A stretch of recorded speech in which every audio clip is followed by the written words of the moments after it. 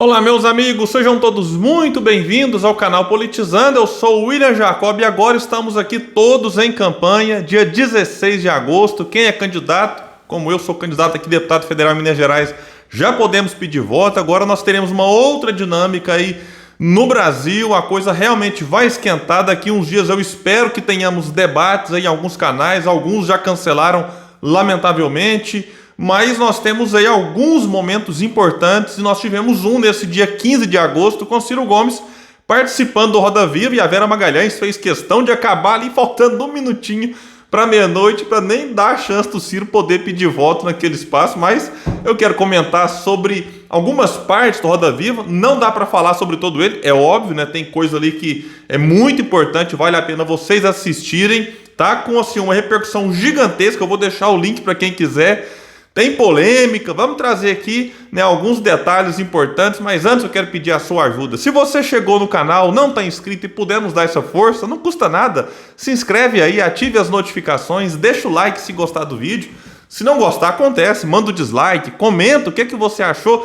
Se você assistiu, é muito importante a sua opinião aqui pra gente, assim como compartilhar para que a gente continue furando bolhas. E agora em campanha, pessoal, é sério, eu preciso de muita ajuda para que vocês divulguem nos grupos de WhatsApp, de Facebook, mande lá para o amigo no direct, porque a gente vai estar bastante focado aqui, né, no dia a dia, pedindo voto, falando também das minhas ideias, e é importante que vocês colaborem dessa forma aqui no canal, compartilhando. Isso é muito importante, né, para nós aqui e para o projeto que eu defendo, que é o Projeto Nacional de Desenvolvimento. E antes de tocar em alguns pontos do Roda Viva, é bom lembrar o seguinte: uma campanha como a que Ciro Gomes, Lula, Bolsonaro, os candidatos à presidência, governadores, senadores, deputados federais e estaduais estão, elas servem para várias coisas.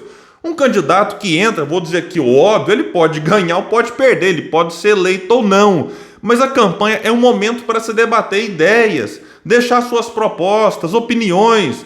Então, até vinculando isso com o Roda Viva, a gente assiste, né, as participações de vários políticos nas eleições de 2018, antes, por exemplo, do Brizola em 94, eu já assisti do Ciro em 98, 2002, Heloísa Helena e vários outros nomes. E é fundamental isso que acontece, isso faz parte da democracia. Então eu lamento quando Lula e Bolsonaro simplesmente ou fogem recusando convites ou simplesmente nem respondem outros. Eu acho que isso é lamentável, né, para a democracia, para o momento em que o Brasil atravessa. E o Ciro então esteve no dia 15 participando.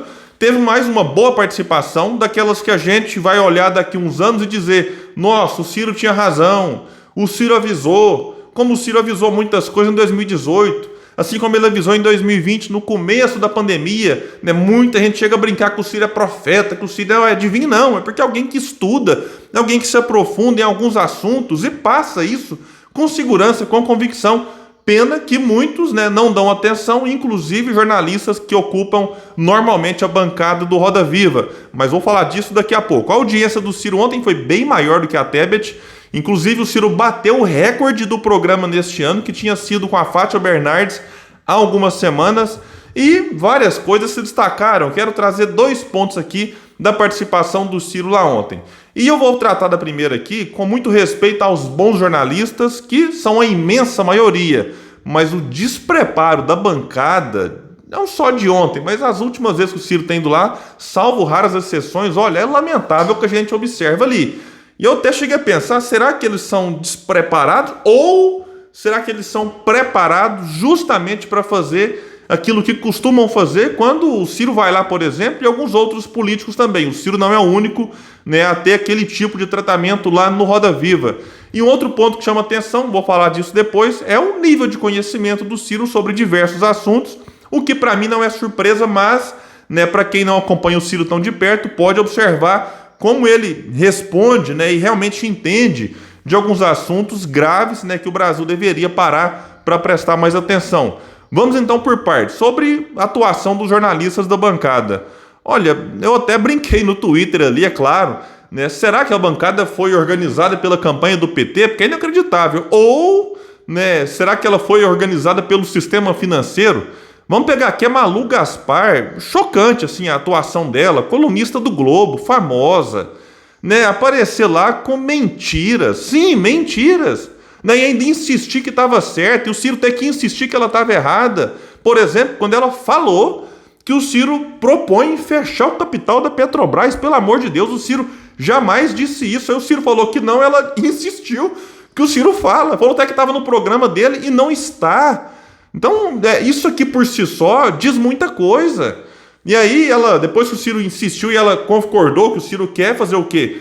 Que a Petrobras tenha 60% do capital votante. O Ciro explicou isso umas 2, 3 vezes, até que a ficha dela caiu. Aí ela, meio que sem saída, quem assistiu vai ver que ela ficou um pouco sem saber o que falava, diante da invertida que levou do Ciro. Ela falou, então você vai gastar dinheiro do povo, dinheiro público com isso? Ciro, não vou gastar, vou pegar das reservas e aumentar a participação, quer dizer, o dinheiro vai continuar sendo do povo. Em vez de estar parado em reservas, vai estar agora com maior participação na Petrobras, no capital votante, simples assim. Mas a ficha dela, eu acho que ela foi surpreendida que ela achou que o Ciro não ia desmentir. Será que ela achou isso mesmo? Que ia passar batido uma mentira dessa proporção? Aí a Malu teve outros pontos também ali, ela falando sobre o Ciro ter dificuldade com articulação política, não sei o que, o Ciro explicou que, olha, eu defendo uma mudança, então não dá para esperar que os escravagistas apoiem os abolicionistas. Então a luta dele é dura, mas chegando lá ele tem todo um projeto preparado para colocar o seu programa em prática, ou para pelo menos tentar de uma forma diferente do que nós temos visto aí com Bolsonaro, que se rendeu ao Centrão, e também com o Lula, que se rendeu ao Centrão lá atrás. Então, quem acha que essa receita está dando certo, vota no Bolsonaro ou no Lula. O Ciro propõe algo de diferente. O que não quer dizer que não vá dialogar com os partidos e ter participação política no seu governo. O Ciro deixou isso muito bem explicado. Aí a Malu Gaspar falou, por exemplo, você fala mal do Eduardo Cunha, que está afiliado à União Brasil, partido que você tentou atrair. O Ciro explicou que a União Brasil pediu para ele esperar um pouco, para quem sabe ali ter alguma construção em torno do seu programa, o que não foi possível por conta das divergências programáticas. O que o Ciro pensa em relação ao que deve ser feito no Brasil é diferente do que o Brasil pensa. E cada um, democracia é isso, cada um pensa o que quiser. Aí ela diz que o Cunha, volta aqui, está afiliado à União Brasil. Não está. O Ciro até perdeu a chance de desmenti-la também. Claro que a União Brasil tem figuras ali que também fizeram muito mal para o Brasil, mas o Cunha não está nele. O Cunha está no PTB do Roberto Jefferson, agarrado com o Bolsonaro. Vê se pode. Preso no Petrolão, está no partido de alguém que foi preso no Mensalão, tudo aqui esquema de corrupção nos governos do PT, e todos agora abraçados com o Bolsonaro, assim como Valdemar da Costa Neto, preso no Mensalão petista, que é o presidente do partido que Bolsonaro está agora. Então, o Cunha não está no União Brasil. Malu Gaspar também soltou essa lá, tentou emplacar que o Ciro rompeu com os irmãos, uma notícia que saiu sim em alguns portais. O Ciro disse que não existe isso. Pode haver alguma divergência lá no Estado, mas o Ciro não é coronel, como muita gente pensa, então é normal que haja divergência, mas não há rompimento. Não podia faltar Paris, logo no começo soltaram que o Ciro foi para Paris, não sei o quê, e ele fez questão de lembrar algo que a Vera destacou no começo, que o Ciro viajou, mas voltou para votar, se posicionou de uma forma crítica, porém se posicionou naquela ocasião contra Bolsonaro. Não quer dizer que seja a favor do PT, era um voto crítico, porque do outro lado tinha Bolsonaro, e o Ciro deixou isso muito claro logo depois que as eleições ali, que as urnas foram apuradas, e também quando ele voltou para votar. Teve uma outra figura lá, um jornalista, o Vinícius. Olha, sinceramente, vê uma falta de respeito do jornalista com uma proposta séria. Logo na primeira rodada de perguntas ali, ele riu, falando de uma das ideias do Ciro. E o Ciro foi muito bom, porque quando eu vi a risada, eu fiquei incomodado assistindo, e o Ciro já falou assim, por que você ri? Isso aqui vai virar um daqueles clássicos, assim, que daqui uns 10, 15 anos a gente vai estar como a gente ri hoje do Constantino, que tomou uma dessa, tá rindo de quê? Do Ciro, quando eles participaram lá de uma entrevista, debate, no jornal da época. Então, lamentável a postura do Vinícius diante de uma proposta que visa resolver o problema aí dos mais pobres, e é muito grave ver um jornalista com cara de deboche nessa situação. Mas será que ele estava lá justamente para isso? Para ser cínico, para debochar, para ironizar? Se fosse uma proposta para pagar mais juro para banqueiro, certamente ele não teria tido aquele riso irônico. E toda hora tentava interromper o Ciro no meio de uma reflexão importante. O Ciro estava empolgado falando, aí a Vera tentava interromper daqui, o Ciro parava às vezes, falava, quer interromper de novo? Às vezes o Ciro insistia em continuar falando, porque também não dá para toda hora ser interrompido. E assim, vou falar desses dois jornalistas de forma mais específica, mas também né? Teve um ali que o pessoal até já compartilhou alguns posicionamentos dele nas redes sociais contra o Ciro Gomes, trazendo perguntas nada a ver. Olha, sinceramente, lamentável, eu insisto, a postura da bancada. Sobre algumas aqui ideias que o Ciro trouxe, algumas de suas dificuldades expostas ali pelos jornalistas, sobre ficar isolado, o Ciro, né, reforçou que a luta abolicionista não encontrou apoio dos escravagistas. Então, quem quer mudar o modelo econômico não vai encontrar apoio de quem se beneficia do modelo econômico e do modelo de governança política. Simples assim. Agora, o Ciro eleito, questionaram como é que faz para colocar isso em prática. O Ciro explicou uma, duas vezes, o jornalista parece que não ouvia. Vai abrir mão da reeleição, né, porque não vai estar preocupado em se perpetuar no poder como Lula e Bolsonaro estiveram. Né, o Bolsonaro está em campanha desde o primeiro dia, desde a posse. O Ciro falou que não, que ele vai estar lá para reformar o país. Então falou, olha, gente, fica tranquilo, se der certo o que eu estou propondo, eu não quero continuar. Então faz ali a mudança e o Ciro não tentará a reeleição se for eleito. Falou em apresentar propostas da campanha, tem feito isso já na pré-campanha e agora, porque se for eleito, vai ele as ideias. Isso também tem um impacto diferente lá no Congresso, na Câmara dos Deputados, onde eu pretendo estar, se eu for eleito, já que eu sou candidato a deputado federal pelo PDT em Minas Gerais, estarei ao lado do Projeto Nacional de Desenvolvimento. O Ciro falou que aproveitar o período, né, chamado aí lua de mel, que todos os presidentes tiveram quando foram eleitos, 6 meses. Fernando Henrique, Lula, Dilma, Bolsonaro tiveram e não aproveitaram isso para passar reformas importantes para o povo. O Ciro diz que está tudo desenhado para já mandar essas reformas logo no começo. De tudo não deu certo, colocar o povo na jogada, referendos plebiscitos que está na Constituição. E o Ciro destacou mais também que nessa construção, para ter o apoio para aprovar e nem precisar levar para referendos plebiscitos, ter o apoio dos governadores e prefeitos que estão endividados com a corda no pescoço. O Ciro vai entrar para ajudar os estados a ter mais caixa para fazer aquilo que tem que ser feito para o povo. Enfim, tá tudo desenhado, explicou bem explicado. O jornalista repetiu de novo a pergunta, o Ciro teve que reexplicar, e a Vera falou que o Ciro estava discursando, que ali era momento de entrevista e não discurso.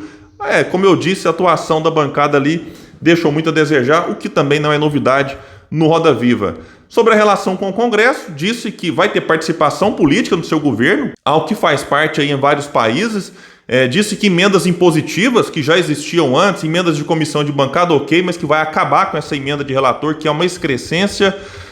Outro ponto importante, o Ciro defendeu o fim da autonomia do Banco Central, defendeu também lá que militar da ativa não participará de cargos políticos, que vai mudar os critérios de promoção dos militares para que não vejamos outro Pazuello da vida, um general que, gente, olha assim, totalmente despreparado, e aí foi colocado por Bolsonaro para ser ministro da Saúde durante a pandemia. A que ponto chegamos?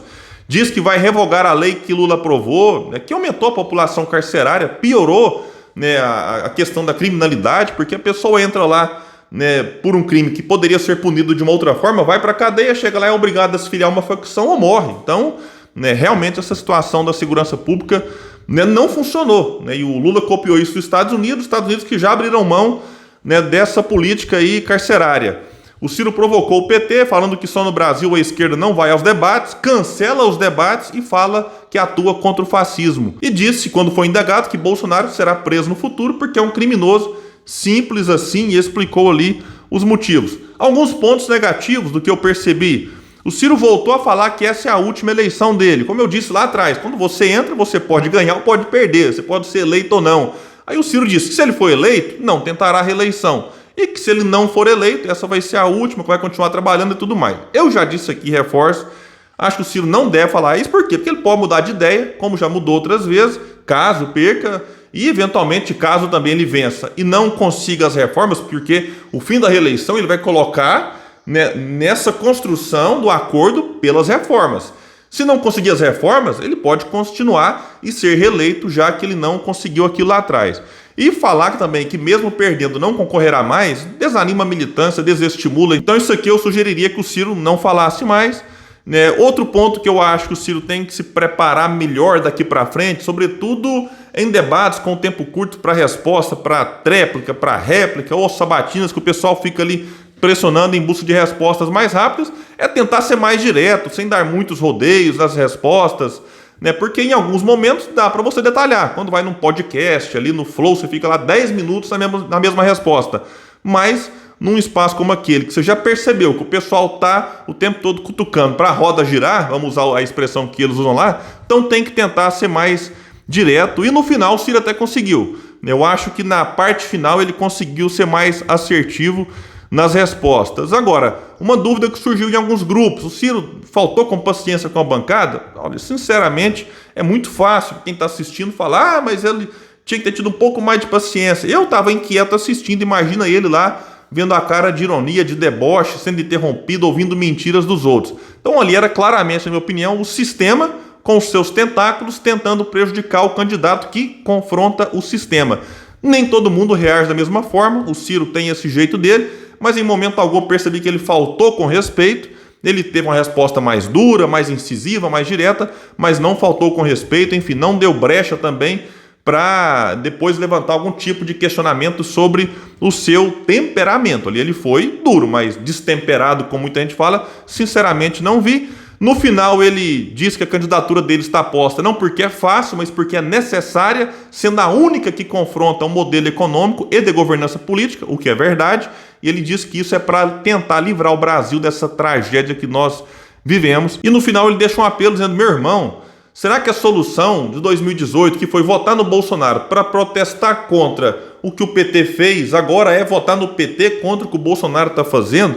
Então o Ciro tem convocado o povo a superar o presente, sem voltar ao passado, a gente não ficar, parecendo um cachorro correndo atrás do rabo e não sai do lugar, enfim, nesse ciclo que beneficia alguns e prejudica a imensa maioria do povo. E na parte quase final o Ciro até disse: me chamam de destemperado porque não podem me chamar de ladrão e despreparado. Então esse aqui é um ponto também que vale a pena a gente ajudar as pessoas. Ah, mas o Ciro poderia ter tido um comportamento diferente. Poderia, cada um tem uma forma de reagir diante de uma provocação, de uma ironia, mas o Ciro tem algumas qualidades que os outros de longe não têm, e eu acho que é disso que nós precisamos para quem estará na presidência da República a partir do dia 1º de janeiro de 2023. Pessoal, então é isso. Eu fico por aqui. Inclusive, vou deixar no comentário fixo de descrição algumas informações sobre a minha candidatura, e você pode ser muito importante para que a gente chegue lá em Brasília e atue na Câmara dos Deputados em defesa de um projeto nacional de desenvolvimento. Conto com todos vocês. Vamos em frente. O Brasil tem jeito. Valeu, pessoal!